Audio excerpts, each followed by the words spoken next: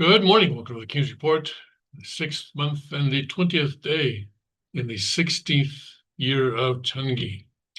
Tim Elder sitting in for the second king of Changi, Kyung Moon. Let's go to see what's going on around the kingdom. And right now in Chongpyeong, Tennessee, we have 68 degrees and getting up to 86 today. Times of clouds and sun with a couple of thunderstorms, humid.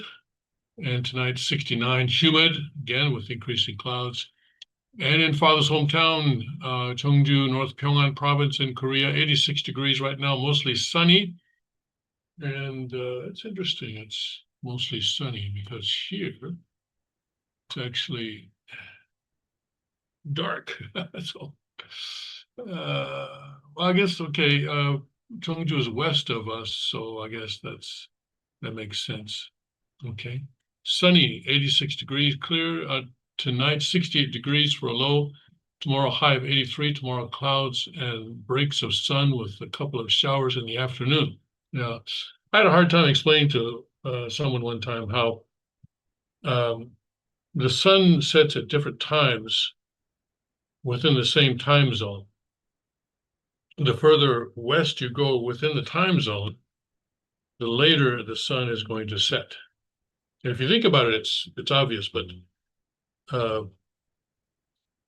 I had a hard time explaining it one time. But anyway, yeah. So I think yeah, Chungju is west of us, west of where I am right now. And so even though it's dark here, pretty well, it's dusk here, but I guess it's sunny in Chungju. All right, and then at the Cheonryung Palace in Northeast Pennsylvania, it is now 71 degrees and mostly sunny. 82 for a high today, cloudy and very humid with a couple of heavy thunderstorms. Tonight, getting down to 70 degrees, a heavy thunderstorm this evening, otherwise mainly clear, warm and humid. Okay, seems to be a common thread these days. And at the Liberty Rock RV Park and Campground in Limestone County, Texas, 70 degrees and mostly cloudy. 90 degrees for a high today, partly sunny and humid, a thunderstorm this afternoon. 74 for a low tonight, clear and, yes, that's right, humid.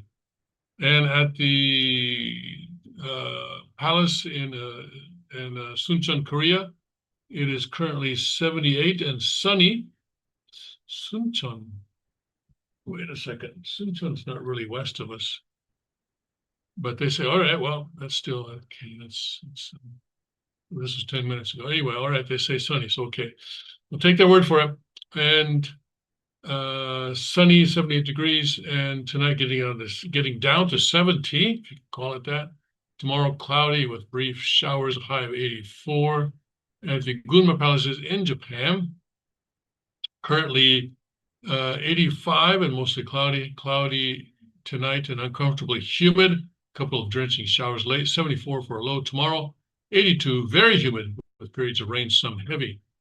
And at Ilan, Taiwan, it is currently 84 degrees and cloudy, getting down to 78 tonight. Tomorrow, mostly cloudy with a little rain in the afternoon, high of 95. So, okay, Ilan takes the prize today with Liberty Rock coming in second at 90 degrees. All right, let's go to Father's Word and see where he takes us today. We are in the book on true love. True love. True love. What is true love? True love. Before we read the passage here, let's talk a little bit about love. Someone asked me, what is love? And in Father's teaching, love is a force. Love is a force that flows out of, well, true love flows out of God's Shimjong. Okay. A love is a force that flows between a subject object and a subject partner and object partner, subject partner and object partner. And love can be principled love, but also you can have unprincipled love. And we need to have the discipline to how shall I say, be able to control love. Unprincipled love, obviously, we know what that, of course, is. You know, when Adam and Eve, they demonstrated unprincipled love. The archangel demonstrated unprincipled love, well, especially Adam and Eve demonstrated unprincipled love.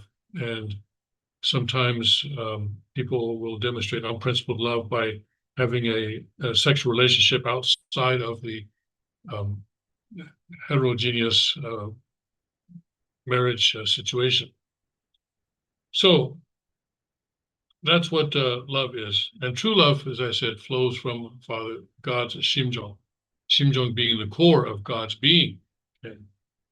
All right, let's see here. And Father here speaking January 1st, 1997. So this would be his God's Day speech, I guess.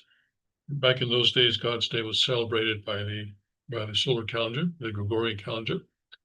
So here Father says, my, and when Father says my, all right, you have to be careful because he's probably not speaking about himself. He's speaking about, this is like, in English we have the general you, you know, you got to do this, you got to do that. We're not actually meaning the person that we're looking at, but we just sort of is general you. So in Korean also you have general pronouns like that, I, my. They can be general. They can have a general sense. And here, Father's saying my, but it's a general use here. My sexual organs are the palace of love. If he actually did mean his own, then he would not say my, because when he's actually talking about himself, he always talks about himself kind of in the third person most of the time. Okay? And either as father or teacher or true parent or something like that. He uses those kinds of words to talk about himself. My sexual organs are so in the first sentence, the palace of love, and in the second sentence, my sexual organs are the palace of life. It is a palace. And my sexual organ is the palace of lineage. It must be this way for there to be a palace in which God can reside. It must be that way in order for there to be a palace in which God can reside. And in Father's autobiography and in Father's life course, we know that there was a particular incident in Father's life in 1943, which relates to this, right? Where he demonstrated absolute control over his sexual organ. In 1943, he was a student at what is today Waseda University. And Father today, by the way, is recognized as a graduate of Waseda University, although the education system at that time was different. He was studying at Waseda University in Tokyo, and he was living in a boarding house.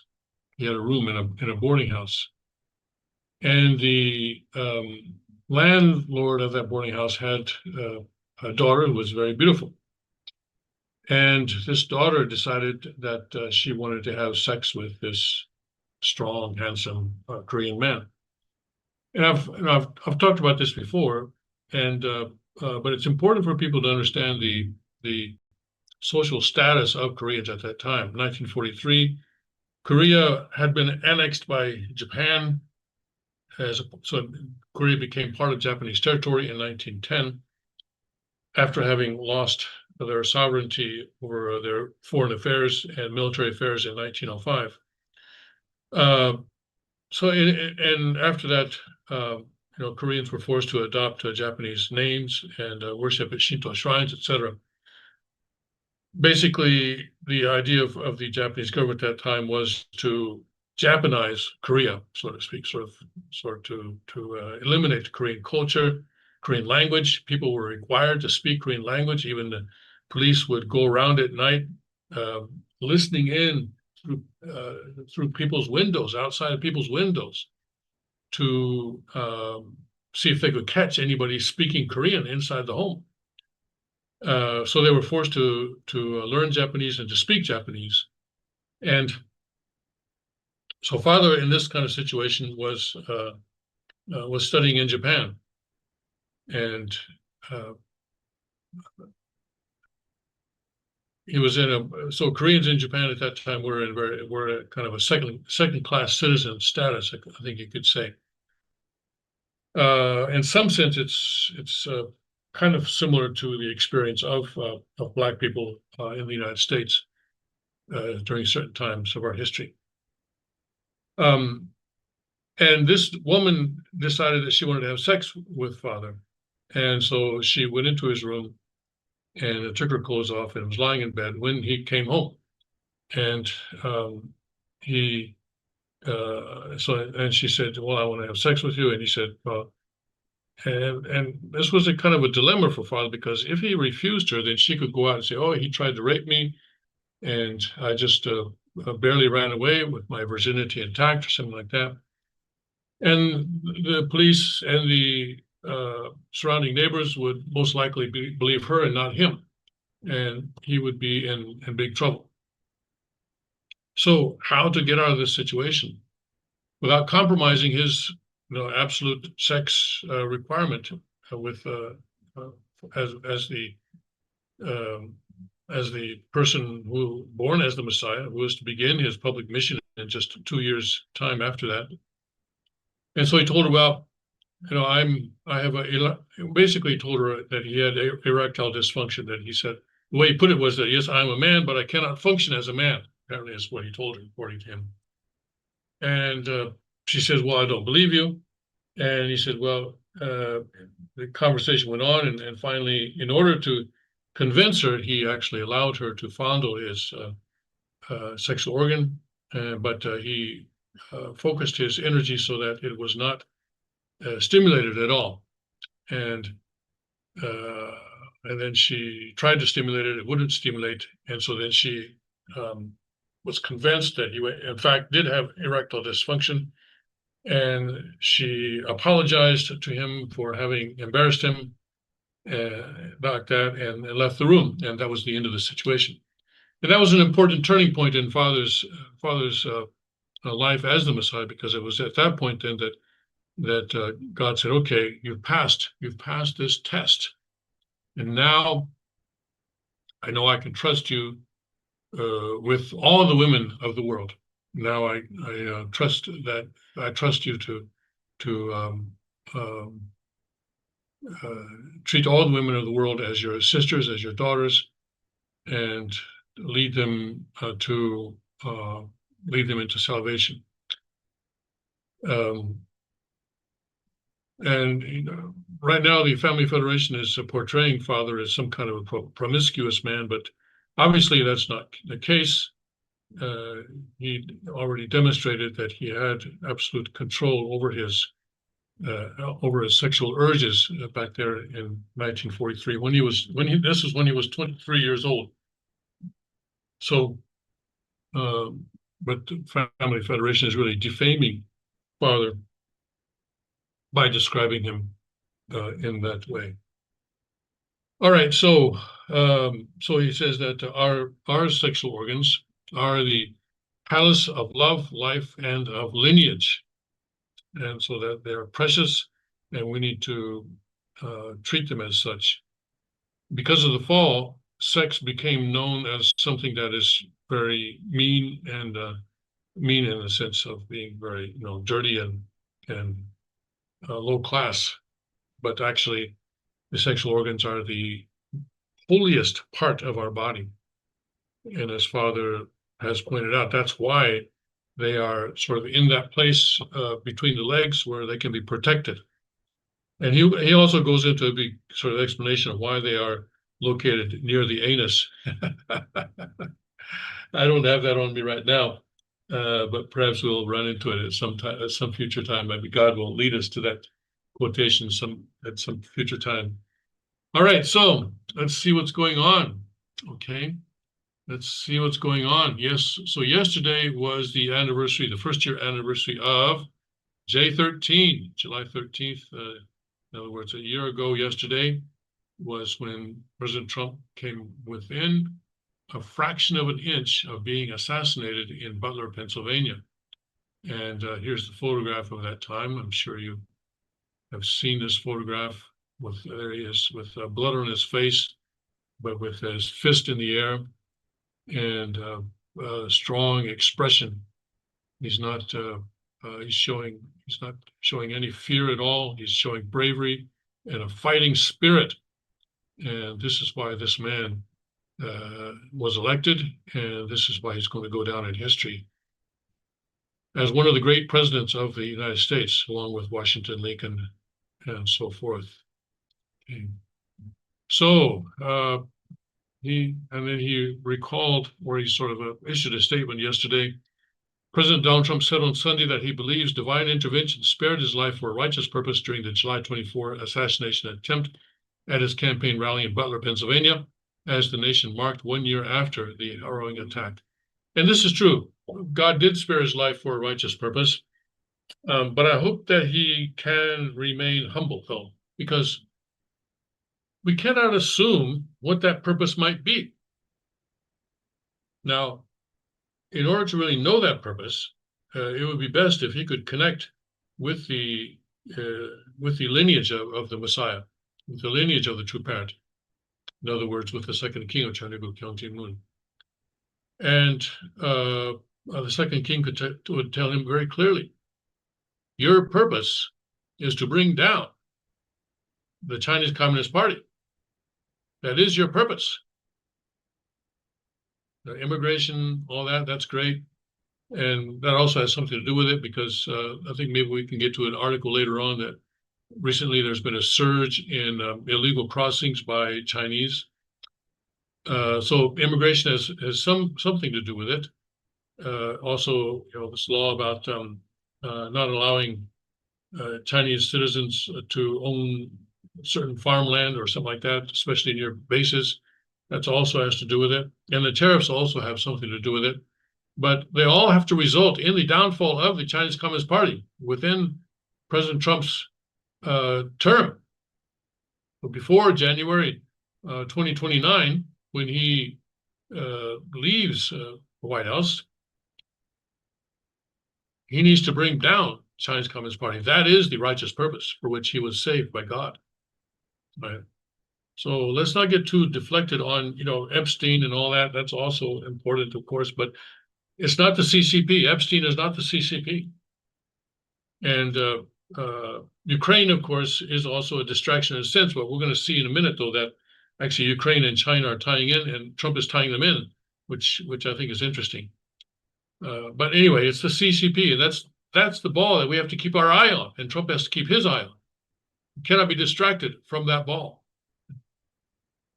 Now, reflecting on the shooting, Trump recalled that just 8 minutes after taking the stage on the grounds of the Butler Farms, a bullet came within a quarter of an inch of taking his life. One of the bullets grazed his right ear before Secret Service agents rushed him to safety. Well, rushed him to safety is, all right, giving them a bit of a benefit of the doubt. Okay, all right, we'll let that pass for now. It remains my firm conviction that God alone saved me that day for a righteous purpose to restore our beloved republic to greatness and to rescue our nation from those who seek its ruin, he said in a statement released by the White House. And obviously, China is seeking the ruin of the United States. They may say otherwise, but that is exactly what they are seeking, because that is part of their ideology. Communism doesn't work unless the whole world is communist. And they may say, oh, no, until now, some people will say there's never been pure communism. Yeah, right. And if there is a God, there never will be pure communism. Describing the incident as one of our nation's darkest hours, Trump said the 1-year mark served as a reminder that the American spirit has and always will triumph over forces of evil and destruction. Okay, well, someone wrote him. I don't think he wrote that himself. In his statement, Trump remembered the doctors and first responders who aided the injured, the rallygoers who helped guide others to safety, and the patriots who raised their fists in solidarity and national pride. These men and women arrived at the rally grounds as ordinary Americans, but left as heroes. They represent the very best of our nation, and we are forever indebted for their kindness and compassion, he said. And of course, there was one man who was killed that day, Corey Comparatori, I guess you pronounce that.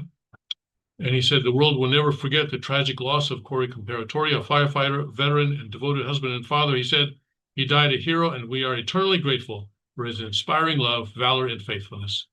2 other spectators were injured in the gunfire, but survived. The shooter, identified as 20-year-old Thomas Matthew Crooks, fired 8 shots from a rooftop before being shot and killed by Secret Service counter snipers. No motive has been ascribed to him by the FBI team. And well, so there's always sort of theories right now going on. But anyway, what we do know is that one bullet did graze his ear, and he was taken off the stage. I'm not going to say rushed, but he was taken off the stage, and he survived and was wearing a bandage for a while, but now he's completely healthy and is working to restore America's greatness, as he said. And so part of that, and to bring down the CCP, I guess, is one step in that, and also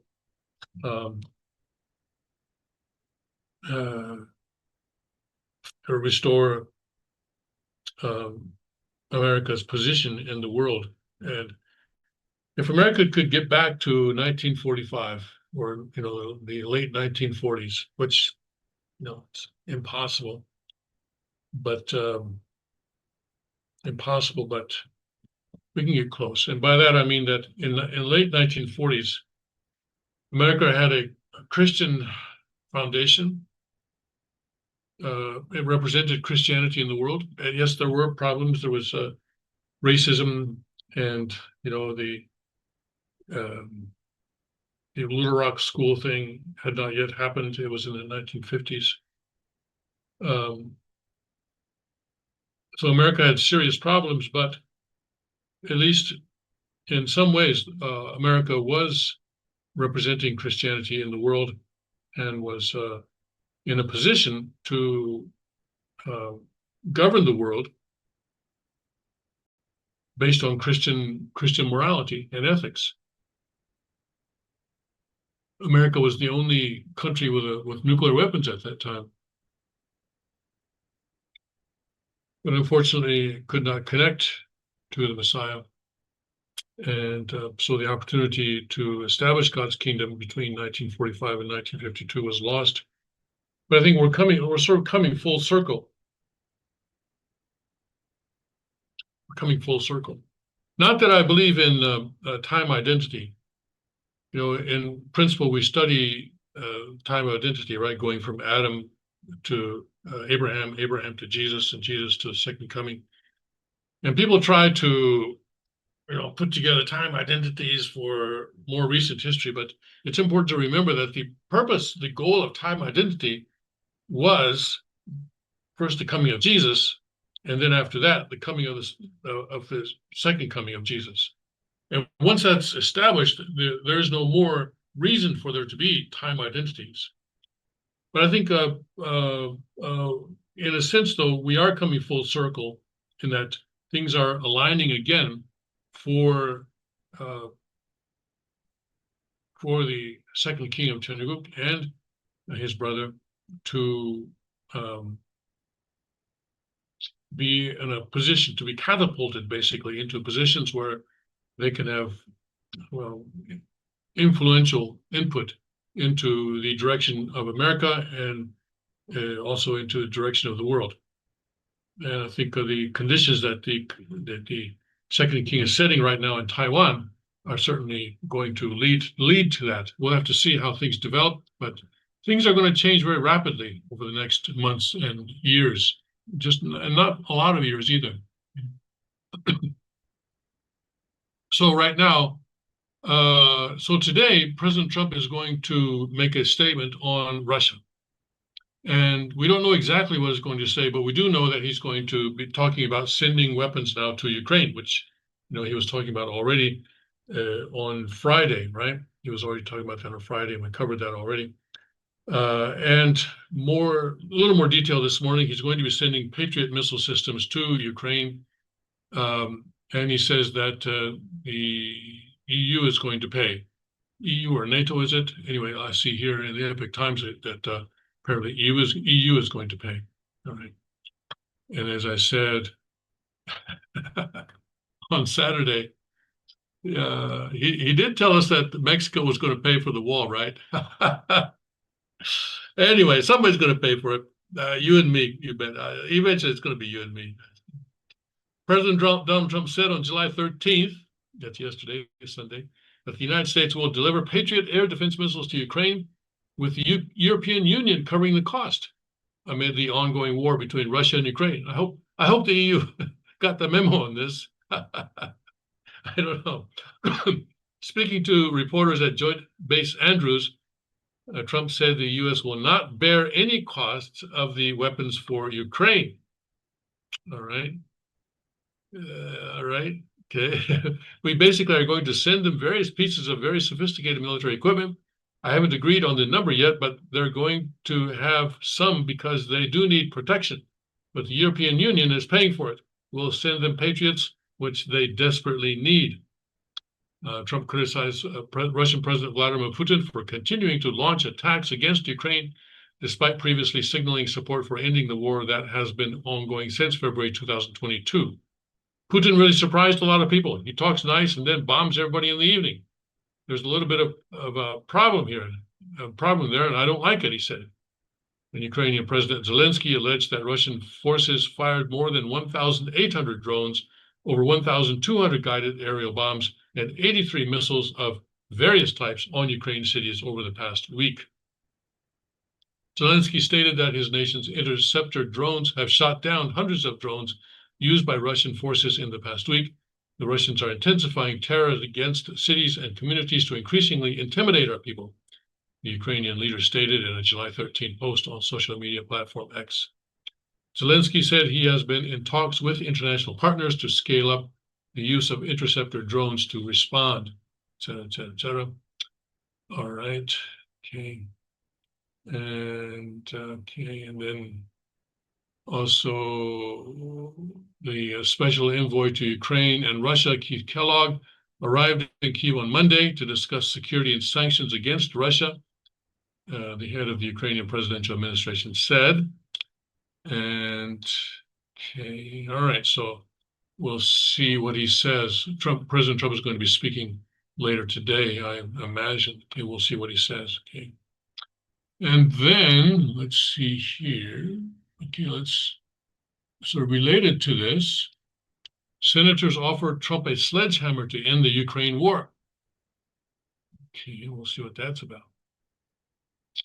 Senator Lindsey Graham. I really hate to see that name come up.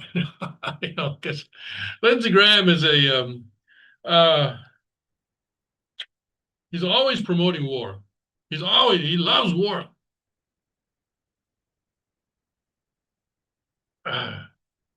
Anyway, let's see what he has to say here. Senator Lindsey Graham and Richard Blumenthal, senators, both of them senators, announced Sunday a bipartisan sanctions package that would grant President Donald Trump sweeping powers described as a diplomatic sledgehammer to force Russia to end its war against Ukraine. Speaking on CBS's Face the Nation, Graham emphasized the urgency, noting Trump's months-long efforts to persuade Russian President Vladimir Putin to negotiate peace have been rebuffed. A turning point regarding Russia's invasion of Ukraine is coming, Graham said. Dick and I have got 85 co-sponsors in the Senate. Well, that's pretty good since there are only 100 altogether. For congressional sanctions, a sledgehammer available to President Trump to go after Putin's economy. The senators described a sanctions package granting Trump authority to impose tariffs of up to 500% on countries aiding Russia, specifically naming, wait for it, yes, here it is, China, India, and Brazil. So this is where the Ukraine war intersects with the effort to bring down the Chinese Communist Party. Because now President Trump, it looks like, with 85 out of 100 senators co-sponsoring this bill, and I don't know what the support is like in the House, but if it's so good in the Senate, if it's doing so well in the Senate, probably at least a majority will support it in the House as well. This gives President Trump the opportunity to put 500% tariffs on China. So they're describing this as a sledgehammer against Russia, but actually it could turn into a sledgehammer against China if President Trump makes the right decisions. And that I find interesting. This is truly a sledgehammer available to President Trump to end this war, Graham reiterated. Blumenthal stressed bipartisan and transatlantic unity behind the sanctions. European allies are absolutely in solidarity. Blumenthal said, citing recent discussions with NATO leaders who demanded rigorous sanctions. The senator also addressed concerns among some Democrats, assuring them the legislation includes a presidential waiver similar to past measures, balancing flexibility and congressional oversight. The legislation also proposes tapping Russian assets frozen abroad, roughly $300 billion in Europe and $5 billion in the US, to support Ukraine's defense efforts. Blumenthal highlighted, so they're basically going to confiscate money from Russia.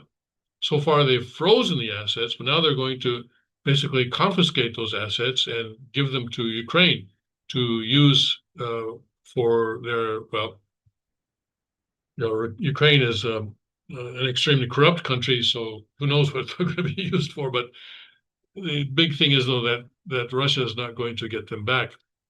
Blumenthal highlighted Europe's willingness to use portions of these assets to sustain Ukrainian forces, asserting it's time to do it. Both senators signaled additional moves to bolster Ukraine militarily. Graham hinted at forthcoming announcements, suggesting Trump plans a significant increase in weapons deliveries to Ukraine and arms sales to European allies. The idea of America selling weapons to help Ukraine is very much in play, Graham said. Putin has calculated we would tire, but he made a huge mistake. And that may be true. At the beginning of this, I think Putin was counting on the unity within NATO and Western countries sort of lessening over time, but that does not appear to be happening. Amid rising battlefield challenges, including North Korea's troop deployments to Ukraine, Blumenthal argued that strength and unity among allies remain vital. Putin is a thug. He understands only force, Blumenthal said, emphasizing that confronting Russia and its partners, like North Korea and Iran, is imperative to U.S. national security. Asked about the administration's previous cautious approach, Graham signaled a shift. For 6 months, President Trump tried to entice Putin to the table. Graham said, Putin made a miscalculation here. There's going to be a massive effort to get Putin to the table. So basically, gloves are off. No more Mr. Nice Guy. I guess we're in that situation right now. Both senators underscored the historic nature of the sanctions, predicting swift Senate approval.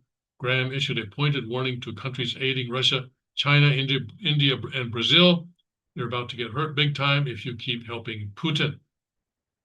North Korea, I notice, is not on that list, but I guess that's because already North Korea, I don't know what other sanctions, and North Korea has really developed all sorts of ways to get around sanctions. You know, they print their own dollars, the counterfeit dollars that pass U.S. banks machines often, and they produce drugs which they export.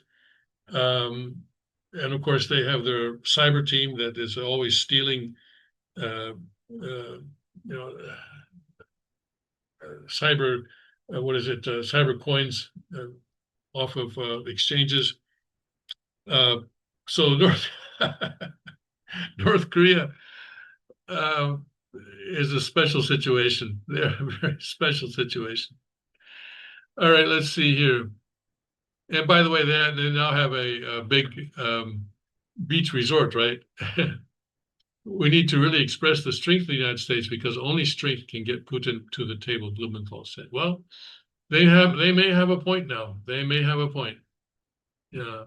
I think President Trump promised during the campaign that he was going to end that war in 24 hours.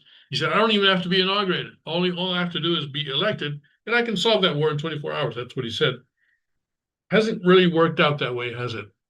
I think he admits now that he miscalculated Putin, and so I think now he's apparently going to try something different. Now he's going to see if a combination of weapons to Ukraine and the threat of sanctions on the supporters of Russia will change the situation. I've been saying that, you know, in order to change the situation, you really have to have either Zelensky or Putin sort of pass from the stage, as it were. And I've also said that President Trump may need to make a difficult decision to basically abandon Ukraine for now, but abandon Ukraine so that the United States can focus on China and then come back to Ukraine later. Okay. But we'll see if this works. We'll see if it works. 500% tariffs on China. I like that. I like that. I think their economy already is reeling from the tariffs that they already have. Some apologists of China are trying to say otherwise, but I tend to think that China's economy is in deep trouble. I think they came out with figures recently that their exports have increased more than expected. I don't believe that. Well, depending on what, of course, it depends on what they were expected, right? Here on this is on trading economics tradingeconomics.com. China's exports rose 5.8% year on year in June. So take that, right? We can get along without America. I think this is a lie. But anyway, accelerating from a 4.8% in May and exceeding forecasts of 5% as shipments were expedited during a temporary reprieve from tariff pressures ahead of the August deadline.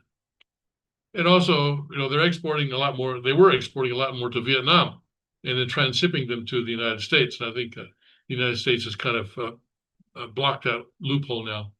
Meanwhile, imports grew 1.1%, reversing the prior 3.4% drop and making the first rise this year, driven by Beijing's support measures to stimulate domestic demand. Well, the one thing we know about statistics from the Chinese government is that they are lies. Lies. But it's amazing that people still look at them. But anyway, it's I think that the Chinese, my sense is that the Chinese economy is in deep trouble. Okay.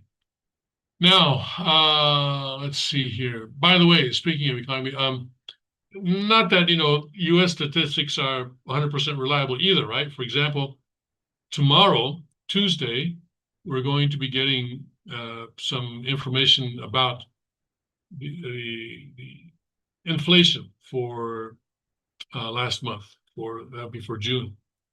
And but the U.S. I think doesn't lie as much as China. But we'll see what they say. The inflation, the rise in the consumer prices is going to be reported tomorrow at 8:30 a.m. 8:30 a.m. Eastern time. That'll be after the King's Report ends, so I won't be able to cover it tomorrow. We depending on the content, we'll report on it on the next day. Well, I guess Wednesday we won't be reporting, so maybe it'd be Thursday. Okay. All right. So, but I do want to cover this story about changes now in the banking system or in the financial system. And I think whatever you may think of cryptocurrencies, it's important to keep abreast of the changes that are occurring. And, some of the things that people are saying about Bitcoin and cryptocurrencies remind me of what people were saying about the internet back when it first sort of became widely available. When I first started working for Father's Paper in Korea, reporters were still writing their articles on paper, pen and paper, and then they would give those documents to someone who would then input them into a computer. And so it was compared to today, it was a very primitive, right? I mean, not quite as primitive as it would have been a decade or so before, but it was still pretty primitive. But then I guess so that was around 89. That newspaper began publishing in February of 89, so I'm talking 89, 90. And then around 90, 91, 92, there was a big change where we started getting computers on our desks. Reporters started getting computers on their desks. And some reporters said, I'm too old for this. I mean, I'm 40 years old. Let my kids learn this stuff. I'm not going to learn this. And well, it didn't really work out that way, right? It did not work out that way. And I think something similar is happening right now with the changes in the financial system involving these cryptocurrencies and Bitcoin, but especially Bitcoin, but also cryptocurrencies. In this article that I'm going to talk about right now specifically deals with stablecoins. And I believe the Big Beautiful Bill contains, or at least another provision, maybe not part of that bill, but another provision that's been passed since President Trump's inauguration, says that the United States will not have a central bank digital currency, which is great. Although I don't 100% believe it, but it's great. but we do need to keep abreast of these changes that are happening, and we need to be able to adjust no matter what age we may be. Okay, even if you're 40 years old, you still have to know these things. Here, crypto and U.S. banking forged ties under Trump policies, and some of these things, I'm never going to own. And remember, no financial advice. Okay, have we got that? Have I made that clear? No financial advice here, ever, ever, ever, ever, ever. But anyway, let's go through this. This is on the Newsmax. President Donald Trump's efforts to make America the world's cryptocurrency superpower has crypto companies racing to secure traditional banking status in America, creating financial handshakes between adversarial institutions. So, and this is interesting because secure traditional banking status. So banks are going to be looking very, very different from what they used to.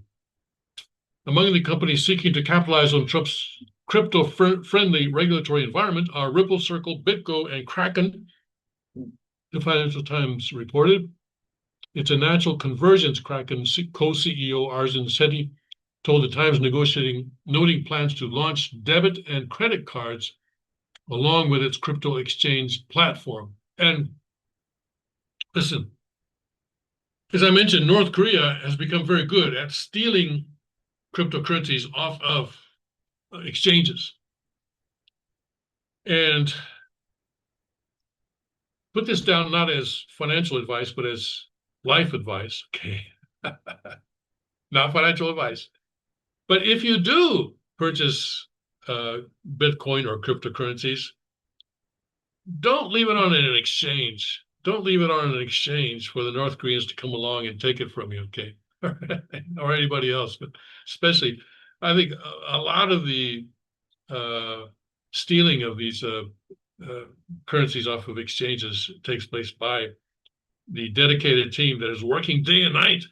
Even at this very moment up in Pyongyang, they're working on this because, well, that's one of the ways the country survives.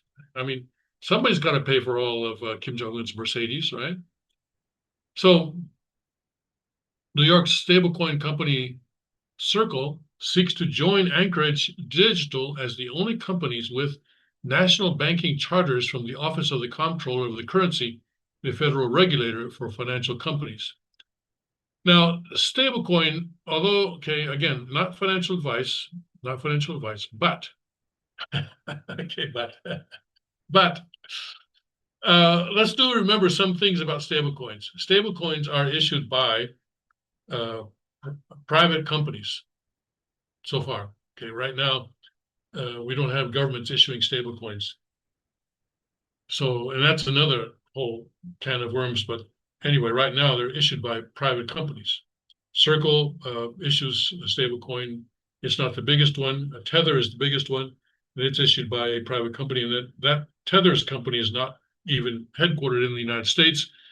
They were in Hong Kong. I think they may have moved to El Salvador. I haven't checked on that. But the point is that the government can control them. The government can shut them down very easily. So just be aware. There's kind of like, well, so there is a risk to these stable coins, although they are stable relative to the dollar. Okay, the dollar itself is not stable; it's losing value by several percent a year. But stable coins lose value at the same rate as the dollar. But there is this fact that they are issued by private corporations, and so they are subject to regulation, and they are subject to control of some sort by the U.S. government or other governments, but especially U.S. government. It would be a meaningful step in the 180 for anti-banking system crypto companies, according to Davis Wright Tremaine law firm partner Max Bonici. A lot of those. Let me go ahead and share this with you again. Okay. A lot of these crypto companies started saying, we don't need banks, we don't need laws, we're above it all, Bonici told the Times. Now they're saying, regulate us. It is Trump's grand plan working for banks, crypto, and investors after years of former President Joe Biden's anti-crypto hostility and burdensome regulations, according to the Times. The banking push is fed by the stablecoin debates that would bring crypto closer to the traditional financial system.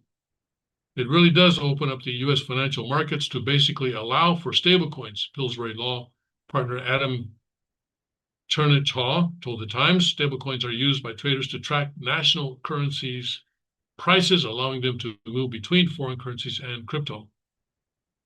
And so they're used a lot by crypto traders because they can sort of bounce around to various exchanges in various countries without having to, change from one currency to another. They just have this one currency that they can use across the globe.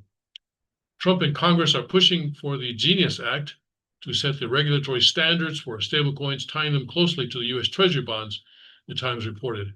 And this seems to be the strategy that Scott Bessent has in mind, that stablecoins are required to own assets, stable assets, in the amount that is equivalent to the number of coins that they have issued. So each time somebody gives them $1, they have to buy $1's worth of assets. And usually this is U.S. Treasuries. Usually, not always, but U.S. Treasuries. And they also, I think, buy some Bitcoin from time to time. But U.S. Treasuries is the main asset that they own. This means that there is now a new buyer for U.S. Treasuries, as I've explained before. And anyway, that's the strategy now that Scott Bessent has, or seems to have, to make up for the fact that a lot of other people are no longer want to own U.S. Treasuries, or want to own less of U.S. Treasuries than they did before. Okay, let's see here. And we have a couple more paragraphs. Let's do those. Robinhood, a leading financial technology service company, derives, I think they mean to say, derives half of its transaction revenues from crypto, but it is seeking to become the everything for customers. We should be able to help you with all of your financial needs. So your taxes, your estate planning, you don't have to worry about moving money, CEO Vlad Tenev told the Times, right? Okay. But, we're still in the infant stage of this. And remember what happened with the .com, after the internet sort of became widely available, many companies started up, and people were saying, oh, I can make money off the internet this way, I can make money off that way. And then came the .com bubble, where everything crashed. Amazon, for example, crashed 90%, I think, in value or something like that. But Amazon was one of the ones to survive. But most of them did not survive. The vast majority of those startups did not survive. And so we need to be aware that something like that could happen with this whole situation right now, especially with the cryptocurrencies. Right now, there are literally millions of coins. You want to know how many? You want to know how many? You're about to find out, even if you don't. Anyway, so let's see here. Let's see, where can I get that information? Millions. Here we go. coin. I'm looking at coinmarket.com, and they're going to tell me in just a minute, I think, or maybe not. Maybe not. Okay.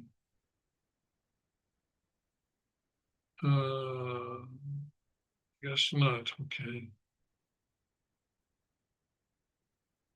All right. Maybe they lost count.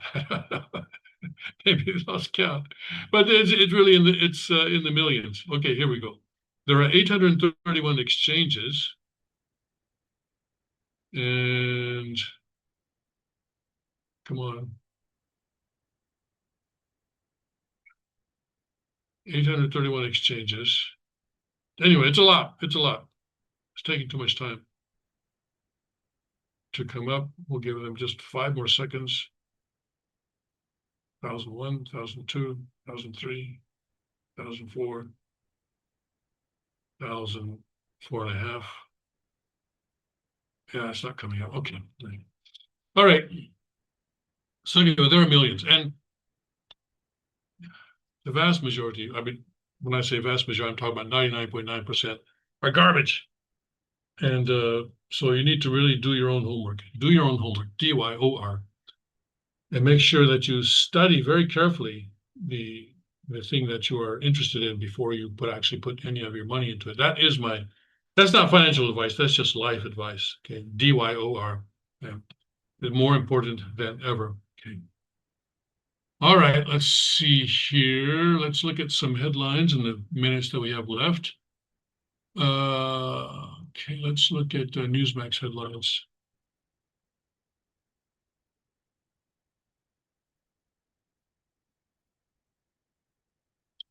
Go to the top. Okay, so, all right, Butler anniversary, right? Okay, Senator Cotton Biden administration failed to protect President Trump. Okay, we know that. And the Wall Street Journal poll says experts are less bearish on Trump's economy. Okay, that's interesting. We'll see what the inflation figures are tomorrow. Germany's Merz, I believe he's the chancellor now, right? Urges solution to Trump tariff row. And yeah, he announced he's going to put the big tariffs on the EU as well, unless they come to terms with him. And let's see here. Speaker Johnson, Trump's strong and resilient. All right. Okay, divine intervention, save Trump. Right. Okay. Hamas uses hostages in propaganda war. Well, that's not news. Okay. Monsignor Franco, Pope Leo XIV can bring unity to the world. I doubt that. I doubt that very much. Okay, then Dick Morris is also trying to say something nice about Trump again. And Rudy Giuliani, who is a former mayor of New York and also a former advisor to Trump, Mamdani must be stopped. Mamdani, of course, is the Democrats' candidate to be mayor, and they're going into the general election in November. And he is a Muslim communist or communist Muslim. And there's a lot of fear that he's actually going to win because a lot of people in New York really just, they don't do their own research, to be quite frankly. New York City Democrat mayoral candidate Zoran Mamdani is taking the direction set by communist Karl Marx, and he has got to be stopped, said former New York City Mayor Rudy Giuliani. Government retail-owned stores. I mean, that's worse than some of the communist countries. Price controls on everything. The list goes on and on. And yeah, Mamdani, I think, really has proposed government-owned retail stores, especially grocery stores, which it could sound like a good thing to some people, but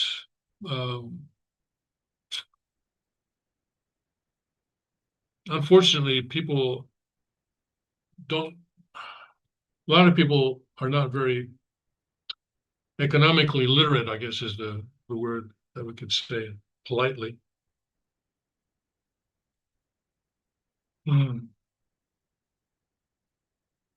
Anyway, we'll see. But President Trump has threatened, say, if this is going to happen, then I'm going to take over New York City. Well, somehow the federal government, he says, is going to take over New York City. I'm not sure how that happens, but yeah, that's what he's saying. You know, President Trump says things that may not actually be rooted in reality sometimes, but we'll see what happens here. Mamdani won New York City's Democrat mayoral primary, cementing his upset of former New York Governor Andrew Cuomo. And Cuomo, by the way, is still running as an independent. The 33-year-old Democratic Socialist, that's what they call it. That's what he calls himself. A member of the State Assembly since 2021, was virtually unknown when he launched his candidacy centered on a bold slate of populist ideas.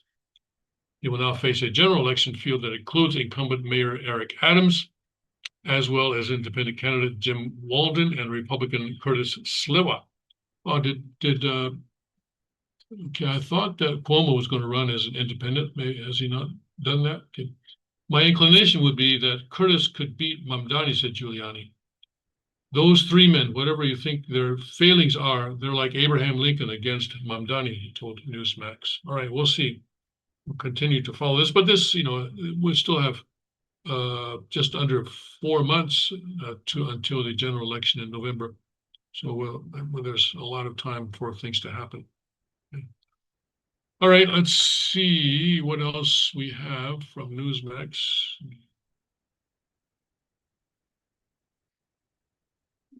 Okay.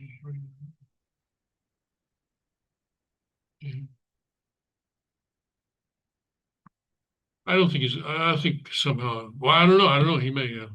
2 women and suspect dead in Kentucky church shooting. Yes, again on Sunday. Going to church has become a dangerous thing sometimes, but this is why, in places where it is allowed legally, I think that people who are legally allowed and who have been trained, who have received sufficient training, should go there armed. But be wise, don't be wise. Don't go shooting anything in sight once something happens. Make sure that you are wise. And understand that when the police arrive, they're probably going to be shooting at anybody that has a gun. So, when they arrive or before they arrive, make sure that you have your weapons secured again. All right, let's see here. All right, crypto bills advance, push industry mainstream. All right, and China's rare earth exports jump in June. That's interesting. And senators call for CCP pot busts. Yeah, the ICE folks raided a marijuana farm in California recently and found children working there. Maybe some of the children went missing after coming into the United States illegally as unaccompanied minors. Okay. All right, so I guess we're about out of time. Let's see if there's anything that's absolutely urgent right now.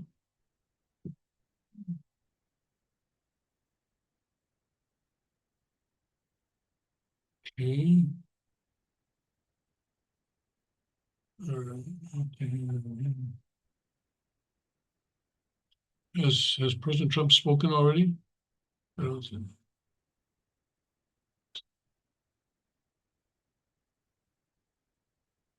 No, okay. I think he's still going to say something else, isn't he? Or is this all that he's going to say? It's basically what the Fox has at its top right now is basically what we've already covered. Okay. All right, so that's all we have for today. And then I will see you tomorrow, Tuesday. So God bless. Godspeed, may His kingdom come, and I hope that you have a victorious week.